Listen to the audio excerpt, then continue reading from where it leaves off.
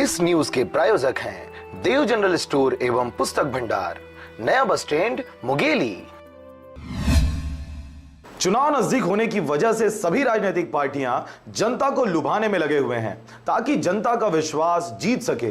Bharatiya Janata party भी जनता का विश्वास जीतने के लिए अनेक प्रकार की नई योजनाएं लागू कर संचालित कर रही हैं ताकि जनता की बहुमत से प्रदेश में चौथी बार भाजपा की सरकार बनाई जा सके। इसी कड़ी में रमन सरकार प्रदेश में स्काई योजना की शुरुआत करने जा रही है, जिसमें 50 लाख लोगों को मुफ्त में मोबाइल फोन वितरण किया जाना है।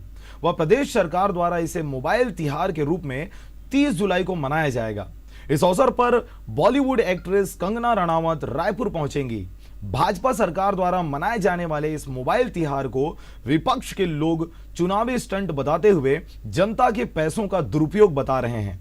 जो रमन सरकार बीजेपी सरकार द्वारा मोबाइल त्यौहार मनाया जा रहा है वो पूर्ण रूप से गलत है। कंगना रनावत जी को जो बुलाया जा रहा है छत्तीसगढ़ में, उनके जो इतना खर्चे लाखों रुपए खर्च किया जा रहा है वो पूर्ण रूप से गलत है।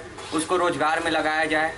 ये सब चीज़ें जो कर रहे हैं, मोबाइल वितरण कर रहे हैं, वो पूर्ण रूप से गलत है, क्योंकि यहाँ रोजगार जो आउटसोर्सिंग कर रही है, युवाओं को बिना रोजगार दिए ये मोबाइल वितरण किया जा रहा है, वो गलत है। और यहाँ जो भी खर्च किया जा रहा है, जो किसान मर रहे हैं उनके लिए जो मोबाइल वितरण किया जा रहा है वो गलत है। उसके लिए हम विरोध करते हैं। ये मोबाइल त्यौहार जो मनाया जा रहा है उसके लिए हम कभी साथ नहीं देंगे। मुंगेली से विनय राज के साथ ब्यूरो रिपोर्ट, आरजे रमजाजर।